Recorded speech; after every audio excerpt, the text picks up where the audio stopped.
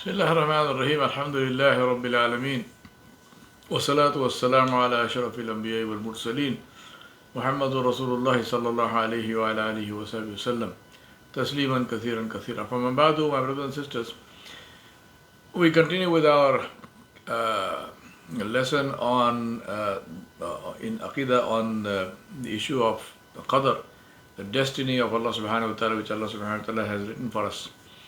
I just to link with the last lecture, we believe in the qadar of Allah, we believe in the destiny that Allah subhanahu wa ta'ala has written, but we don't ask too many questions about it for the simple reason that nobody can answer some of the questions. If somebody, especially if you say why did this happen, why to me, sometimes people in the case of calamities, tragedies, bereavement, may Allah subhanahu wa ta'ala save us all from these things, but these things happen. So in those cases, sometimes people say, why me?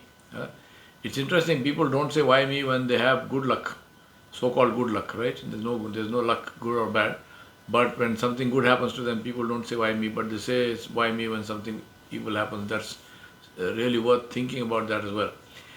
So there is no point in asking about that because nobody can answer that. And also it opens the door when people then try to make explanations, then they try to philosophize, all of which is prohibited in Islam. We do not speak about that about which we have no knowledge.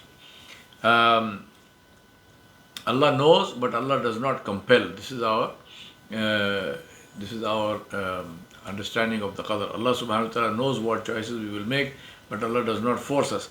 On the other hand, Allah subhanahu wa ta'ala has guided us by giving us knowledge through His book and through His Rasul, His Messenger sallallahu alaihi wasallam. The exact nature of the decree, exact nature of qadr, meaning why Allah subhanahu wa ta'ala decreed something, what is behind it, all of this is a secret of Allah subhanahu wa ta'ala in His creation, and no angel near the throne, none of the muqarribeen, angels, malaika, nor any Rasul, nor any Nabi was sent with a message or has been given knowledge of it. Delving into it and reflecting or thinking too much about it only leads to confusion and loss, and it results in rebelliousness or it results in depression. So be extremely careful about thinking and reflecting on the matter of qadr or letting doubts about it assail you, because Allah subhanahu wa ta'ala has kept knowledge of the decree away from human beings and forbidden them to inquire about it, saying in His book, Allah subhanahu wa ta'ala said, which means Allah said, La yus'alu amma yaf'alu wa hum yus'alun. He cannot be questioned, Jalla Jalaluhu, as to what He does while they will be questioned. So anyone who asks, why did Allah do that, meaning He should not have done it, has gone against a judgment of the book of Allah. And anyone who goes against a judgment of the book of Allah is an unbeliever. So do not ask this question, why did Allah do, meaning Allah should not have done something like this. This is a kalima, this is a statement of kufr. If someone is saying that, knowing it, understanding it, then this person has actually committed kufr and left Islam and is no longer a believer. And if somebody says that without understanding and in ignorance, then that person is ignorant. So we stay away from this. Please understand also that many times we get confused with the issue of choices. For example, you would have heard this question many times. If there is God, why is there poverty? If there is God, why is there sickness? If there is God, why are there wars? If there is God, why is there suffering? Now, very important to understand is that yes, there is a God. Alhamdulillah, Allah subhanahu wa ta'ala is there and Allah subhanahu wa ta'ala exists, and this is our yaqeen. But the question here is that, is Allah fighting the war? Just now as I speak to you, now it is the 26th of November 2022, there is a war going on between in Ukraine, where Russia has invaded Ukraine. Did Allah invade Ukraine? So why question Why is there a war? Why is there God when there is a war? When it is human beings who decide to wage war on one another. There are human beings who decide to glorify soldiers and who are who fight these wars, and therefore they make all these these statements. It is human beings who have created an interest-based system of financing which generates poverty, which creates poverty. It is human beings who are who inflict suffering on one another. Where is Allah subhanahu wa ta'ala has told us very clearly what helps and what doesn't help. Think about it like this. If, for example, a policeman is standing on the street and he's watching a shop being vandalized and he says, why doesn't the government do something? What will you say to him? The people will say to him, government did something, they appointed you as a policeman, you are a useless piece of action or inaction, and you are not doing what you should be doing. Go catch those people. Go stop the vandalizing.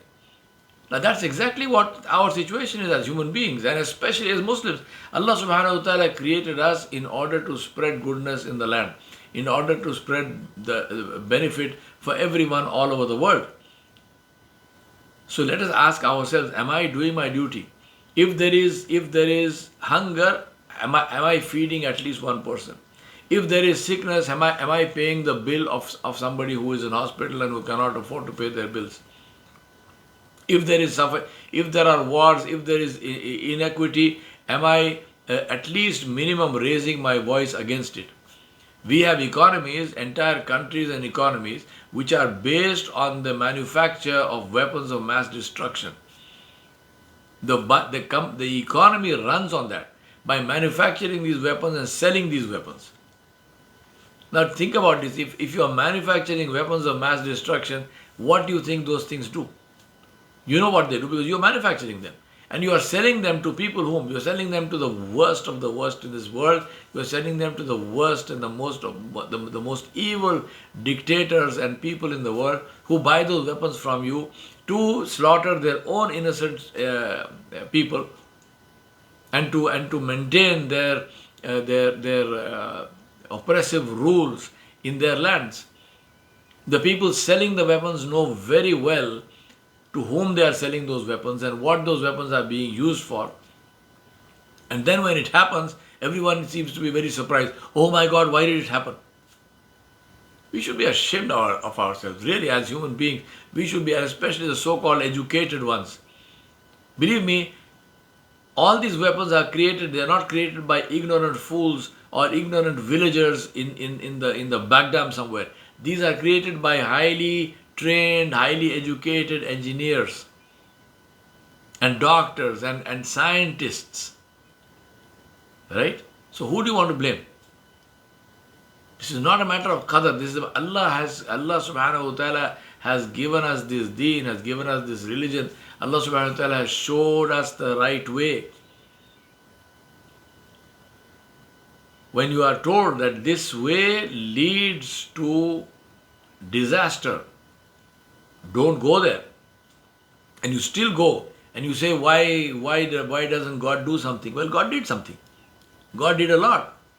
Allah subhanahu wa ta'ala sent His kitab, He sent His book, He sent His Rasul Muhammad sallallahu alaihi wasallam. And Allah subhanahu wa ta'ala sends people to us who will tell us the right thing to do. In Jummah khutbahs we hear it, in bayans we hear it all the time. And what is our response? Our response, oh, but this bayan was too long. This is too long, too short. The accent of the speaker is not good. He doesn't speak with an American accent or a British accent or some accent. Huh? When he recited Quran, his tajweed was wrong. Inna lillahi wa inna ilayhi raji'un. My brothers and sisters, the day will come when we will face Allah subhanahu wa ta'ala alone by ourselves, and where all of these things will come to haunt. Please understand. Make the right choices. The qadar of Allah subhanahu wa ta'ala is all about making the right choices. Allah subhanahu wa ta'ala wrote destiny and then He gave it into our hands. We write our own destiny. How? By making the right choices. How do you make the right choices? By obeying Allah subhanahu wa ta'ala jalla jalaluhu.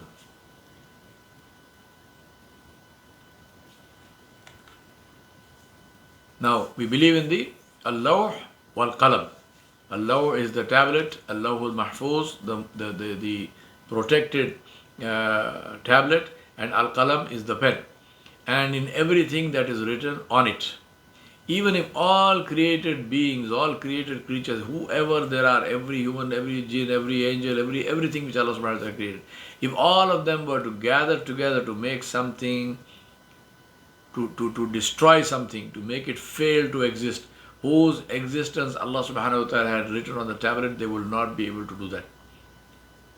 And if all of them were to gather together to bring about and to create something which Allah has not written, that they will not be able to do that. The pen has dried, and having written down all that it will be in existence until the day of judgment, whatever a person has missed, he would never have got it, and whatever one gets, he would never have missed it. We believe also in Al-Arsh wal-Kursi. Al-Arsh is the throne, Al-Kursi is the chair or the footstool, and these are true. Allah subhanahu wa ta'ala is independent of the throne and what is beneath it. He encompasses everything and is above it, and what He has created is incapable of encompassing Him. ثُمَّ اسْتَوَى عَلَى الْأَرْشِ. Allah said about Himself, He has made istiwa on the arsh. What exactly is istiwa? How does it, when we say Allah is on His arsh, what exactly does that on mean? All of these are questions that we do not ask, because these are questions that have no answers. We do not know the answers. There is no way of us finding out the answers. Insha'Allah, if Allah wills, one day we will see this. If Allah subhanahu wa ta'ala had wished to tell us, He would have told us. See, in Surah Al-Isra, the people asked Rasulullah sallallahu alaihi wasallam about the ruh. They said, tell us about the ruh. And Allah subhanahu wa ta'ala mentioned this. Allah subhanahu wa ta'ala said, وَيَسْأَلُونَكَ عَنِ الرُّوحِ. And then Allah subhanahu wa ta'ala answered the question. وَيَسْأَلُونَكَ عَنِ الرُّوحِ. They ask you about the soul, about the ruh. قُلْ الرُّوحُ مِنْ أَمْرِ رَبِّي وَمَا أُوتِيتُ مِنَ الْعِلْمِ إِلَّا قَلِيلًا. Allah said, say to them, the soul is an amr, is an order of my Rabb. And you have been given, and Allah saying to Rasulullah, you have been given from the ilm, from the knowledge of Allah subhanahu wa ta'ala, but a little. Now the point here is, they asked, what is the soul? And Allah said, the soul is an order of your Rabb. Now does it tell you what the soul is? This is the Ja and Jalal of my Rabb Jalla Jalaluhu. Allah is saying, what I have told you, I have told you. Stick to that. What you don't need to know, you don't need to know. Don't ask unnecessary questions. This is the meaning of this ayah. Not the literal meaning, but the substance behind it. So we know about the Arsh, the throne of Allah. What do we know? We know whatever Allah has told us. We know about the Kursi. What do we know? We know what Allah has told us. We know Allah is on His throne. What is the state? We don't know. And we don't ask. We believe without asking, bila kaif, without asking how.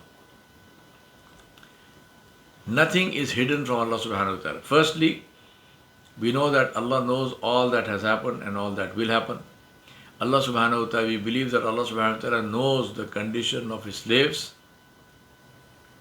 He knows their sustenance, He knows what they need, their appointed times of death, their good and evil deeds, and everything to do with them. Allah subhanahu wa ta'ala said, Inna Allah bi kulli shay'in alim. Verily, indeed, Allah has knowledge of everything. Alam ta'alam anna Allah ya'lamu ma fi as-sama'i wal ardi, inna dhalika fi kitabin, inna dhalika ala Allah yasir. Allah subhanahu wa ta'ala said in Surah Al-Hajj, are you not aware that Allah knows all that is in the heavens and on earth. Verily it is all in a record. Verily that is easy for Allah. لِتَعْلَمُوا أَنَّ اللَّهَ عَلَى كُلِّ شَيْءٍ قَدِيرٌ وَأَنَّ اللَّهَ قَدْ أَحَاطَ بِكُلِّ شَيْءٍ عِلْمًا. In Surah Talaq, Allah said that you may know that Allah subhanahu wa ta'ala has power over all things, that Allah subhanahu wa ta'ala surrounds, comprehends, knows all things, and everything is in His knowledge. Jalla Jalaluhu. Allah subhanahu wa ta'ala has written everything. قَدْ عَلِمْنَا مَا تَنْقُصُ الْأَرْضُ مِنْهُمْ وَعِنْدَنَا كِتَابٌ حَفِيظٌ. In Surah Al-Qaf, Allah said, we know that which the earth takes of them, their dead, and with us is a book preserved. وَكُلَّ شَيْءٍ أَحْصَيْنَاهُ فِي إِمَامٍ مُبِينٍ. In Surah Yasin, and all things we have counted up as a record in a clear book, and with us is a record that contains everything. We believe that only what Allah wills will happen, nothing else. Because Allah said, إِنَّ اللَّهَ يَفْعَلُ مَا يَشَاءُ. Verily Allah does what He wills. In Surah Al-Hajj. In Surah Takwir, Allah said, وَمَا تَشَاءُونَ إِلَّا أَن يَشَاءَ اللَّهُ رَبُّ الْعَالَمِينَ. And you do not will unless Allah wills, the Rabb of the worlds. We know and we believe that Allah subhanahu wa ta'ala is the creator of all things and all conditions. خَالِقُ كُلِّ أَشْيَاء وَالْأَحْوَالِ. Allahu khaliqu kulli shay'in wa huwa ala kulli shay'in wakil. Allah is the creator of all things and He is the guardian over all things. In Surah Al-Zumar, Ya ayyuhan nasu dhkuru ni'matallahi alaykum hal min khaliqin ghayrullahi yarzuqukum minas sama'i wal ardi la ilaha illa huwa fa anna tufakun. In Surah Fatir, Allah said, O mankind, remember the grace of Allah subhanahu wa ta'ala to you. Is there any creator other than Allah who produces for you from the sky and the earth? None has the right to be worshipped but He, Jalla Jalaluhu. How then do you turn away from Him? How then are you turning away from Him? My brothers and sisters, let us reflect on all of these things. And this is Allah subhanahu wa ta'ala. And thinking about and remembering the glory and majesty of Allah subhanahu wa ta'ala only helps us to be more obedient and to serve Allah subhanahu wa ta'ala in a way where inshallah He is pleased with us. I mentioned this earlier, but I want to reinforce that which is qadar and ikhtiyar, destiny and free choice. The correct Islamic Aqeedah consists of believing in the qadar, which is preordainment or destiny of Allah, and to accept it and to be pleased with it. It also consists of understanding, accepting and believing that we have been given limited free choice and are free to choose one path or another, including a path opposing what Allah has shown us and advised us to follow. So Allah has given us the free choice. We can choose to disobey Allah or we can choose to obey Allah. For example, if Allah told us not to worship anyone other than Him, Allah told us that He has no partners and there is no one worthy of worship except Him. But we know that the majority of the world, 80% of the world or more, worships other than Allah. 80% of the world or more worships, joins partners with Allah. A large part of the population today denies Allah altogether. They are atheists. But Allah subhanahu wa ta'ala does not send His punishment on them. Allah does not stop their food. Allah does not stop their influence. Allah does not stop anything. They are healthy, they are wealthy. They may not be very wise, but they are healthy and wealthy. They get their food on time. They have jobs and everything else. Allah does not stop them. Allah has taught us and has told us what is right. وَهَدَيْنَاهُ النَّجْدَيْنِ. Allah said, we have shown you the two ways. فَمَنْ شَاءَ فَلْيُؤْمِنْ وَمَنْ شَاءَ فَلْيَكْفُرْ. If whoever wishes, let him believe and let him follow the right path. And whoever wishes, let him not believe and let him deny and let him follow the wrong path. In this world, Allah does not compel us. But Allah makes it clear for us where benefit lies and where loss lies, which is guidance and which is misguidance, which is good and which is bad, which is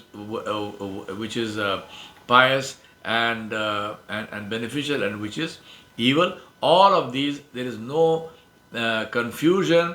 They have been made and they have been told very clearly through the Kitab of Allah, the Book of Allah, Al Quran Al Kareem, and through Muhammad sallallahu alaihi wasallam, his messenger and Rasul, last and final of them, after whom there is no messenger. And this has been Allah subhanahu wa ta'ala's way from day one, from the time the first man, the first human being, Adam alayhi salam, was created, and this will continue till the last day. All the prophets and messengers of Allah subhanahu wa ta'ala, Adam and Nuh and Ibrahim and Isa and Musa and Isa and all the others, Yusuf and Yaqub and Sulaiman and Dawood and all the others, alayhimus salam, may Allah's mercy be on all of them, and peace be on all of them, and the last and final of them, Muhammadur Rasulullah, the Muhammad sallallahu alaihi wasallam, the last and final messenger of Allah. All of them brought the same message without exception. Every one of them said, there is no one worthy of worship except Allah. Every Nabi said, follow me. And those who worshipped only Allah without joining partners, and who followed the Nabi, the Rasul, the Messenger, the Prophet of the time, were and are Muslims, and they will be in Jannah. Those who refused to follow those messengers, those who followed their own whims and fancies, those who followed their own creations, those who worshipped gods who they created or conceptualized or imagined, and so on and so forth, they are misguided, and they will not be in the same place as the Muslims. Now this is the order and hukum of Allah subhanahu wa ta'ala. So Allah subhanahu wa ta'ala, as we know in our belief in Qadr, Allah subhanahu wa ta'ala informs us of what is good for us, but Allah subhanahu wa ta'ala does not compel us to take what is good. It's up to us whether we want to take it or we don't want to take it. Allah subhanahu wa ta'ala in Surah Al-Kahf, part of which I recited earlier, Allah subhanahu wa ta'ala said, let him take, the truth is from your Rabb, قُلِ الْحَقُّ مِنْ رَبِّكُمْ فَمَنْ شَاءَ فَلْيُؤْمِنْ وَمَنْ شَاءَ فَلْيَكْفُرْ, and say the truth is from your Rabb, then whosoever wills, let him believe, and whosoever wills, let him disbelieve. And then Allah said, إِنَّا أَعْتَدْنَا لِلظَّالِمِينَ نَارًا أَحَاطَ بِهِمْ سُرَادِقُهَا.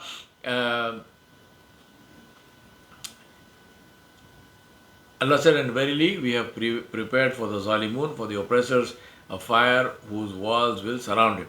Now, the thing to understand here is that we are free to choose, but every choice has a price tag. Right? It's very, very important to understand this. We are free to choose, but every choice has a price tag. Allah subhanahu wa ta'ala does not compel us to accept any particular way. Allah does not force us. It is given to us what we want to do, but it is, therefore one cannot say that he has been compelled and therefore he is forced into Jahannam. No, we choose to go. Allah subhanahu wa ta'ala told us, do not drink alcohol, it is bad for you. Even scientifically, physically, medically, it is bad for you. But of course it's also bad for you because Allah subhanahu wa ta'ala prohibited it. But Allah does not stop you from drinking alcohol. If you want to drink alcohol, if you want to continue to live your life like that, that is your choice. But at the end of your life, you will pay. Whichever way you did, you will pay for that. Every person is free to choose, but no choice is free. Every choice comes with a price tag. Now, I gave you the example of the fork in the road, and I said you take this right fork, it takes you somewhere, you take a left fork, it takes you somewhere else. Now question is, supposing I take the right fork and it is taking me to a place I don't want to go to, what can I do? I can make a U-turn. In life, we are permitted to make U-turns until we reach death.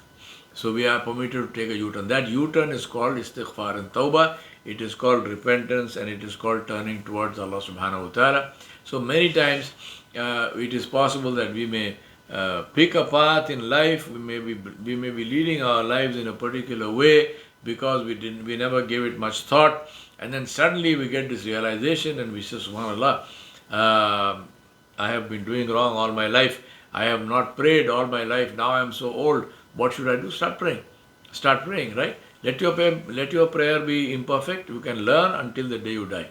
Tawbah, the door of Tawbah and Istighfar, the door of repentance and turning towards Allah subhanahu wa ta'ala remains open until you and I see Malakul Maut, until we meet the angel of death, which all of us will meet, whether we like it or not, whether we accept it or not. Until then, the door of Tawbah and Istighfar is open. Let us take advantage of that and make Tawbah right now. Don't wait till the end, because then we don't know what will happen and what will not happen. Pick the right road. So think about this. And once we are on the right road, let's stick to that. Right? Now, what is the right road? Right road is the road followed by Muhammad sallallahu alaihi wasallam. This is the absolute guarantee. Anyone who follows the path of Muhammad sallallahu alaihi wasallam is on the right road. There is no doubt about this. So let us stick to that and follow that. And that right road is called the Sunnah. Right? Now, deeds influence conditions. So also in life we have the condition, we have the choice to obey Allah subhanahu wa ta'ala. And then our qadar is beautiful. And the life, we have a life of honor in this world and the next one. Or we can choose to disobey Allah and our qadar will be disgrace in this world and Jahannam in the Akhirah. Both of these are choices that we can make. To be Muslim is to choose to live thoughtfully, choosing wisely and investing in the everlasting future. The fact that if you live a life which has a good investment in the everlasting future, this life will also give us a beautiful life in this world is a bonus. For example, what happens, for example, just think about it like this, which is that Rasulullah sallallahu alaihi wasallam told us that a smile is sadaqah. So if you smile at me, I smile at you, this is sadaqah, meaning that it has a benefit for me and you on the day of judgment. But smiling in the world itself produces good feeling about each other. It enhances and it supports friendship. So there is a positive effect in the dunya and there is also a positive effect in the akhirah. Life is not a matter of living from sensation to sensation like animals, right? Human life has to be more than that. Think about your legacy. I think about my legacy and what am I leaving behind? When I'm gone, what will I be remembered for? That should be something worthwhile. Not just living from sensation to sensation, right? Going from thrill to thrill. Anything for an adrenaline shot. I mean, what kind of life is that? That is the life of animals. Now think about this, we die as we live. We cannot be living in a particular way and expect to die in the opposite way. We cannot live in the disobedience of Allah and expect to die with Iman and vice versa. Right? Illa mashallah. Allah said, Ya ayyuhalladhina amanu taqullaha haqqa tuqatihi wa la tamutunna illa wa antum muslimun. Allah subhanahu wa ta'ala said, O you who believe, fear the displeasure of Allah, have taqwa as it is His right that you should have His taqwa, and do not die except in a state of Islam with complete submission to Allah subhanahu wa ta'ala. Now if we are going to follow this ayah, we have to follow the ayah. This is a ayah of hukum. Allah said don't die except in a state of Islam. How will that happen? If I am living in a state of Islam. I cannot live in a state outside Islam and expect to die in Islam. I cannot live my life with a glass of whiskey in my hand and expect to die with the Quran in my hand. It will not happen. Right? Illa mashallah, it will not happen. My brothers and sisters, it is we come to a close of our session. We ask Allah subhanahu wa ta'ala to guide us to that which is pleasing to Him and to say and which is a source of benefit for us in this dunya wal akhirah, and to guard us against that which is a source of destruction and loss for us in the dunya and akhirah. And to save us, we ask Allah to save us from His anger. We ask Allah subhanahu wa ta'ala to help us to follow the sunnah of His beloved Rasul sallallahu alaihi wasallam in all that we say and we do, and to make Rasulullah sallallahu alaihi wasallam an intercessor for us on the Day of Judgment. We ask Allah subhanahu wa ta'ala to grant us the shafaat of Rasulullah sallallahu alayhi wasallam when we meet him on the Day of Judgment. ربنا ظلمنا أنفسنا وإن لم تغفر لنا وترحمنا لنكونن من الخاسرين ربنا فاغفر لنا ذنوبنا وكفر عنا سيئاتنا وتوفنا مع الأبرار يا حي يا قيوم برحمتك نستغيث أصلح لنا شأننا كل لا إله إلا أنت وصلى الله على نبي الكريم وعلى آله وصحبه أجمعين برحمتك يا أرحم الراحمين. I want to close and end requesting you for dua, for your dua, for me and my wife, and for our forgiveness. I ask Allah subhanahu wa ta'ala to accept whatever we have done here in this class. We ask Allah subhanahu wa ta'ala to forgive all the mistakes and the weaknesses in this, and to reward us and to guide us and to keep us in His safety and guidance. Wa sallallahu ala nabiyil kareem wa ala alihi wa sahbihi ajma'in bi rahmatika ya arhamar rahimin.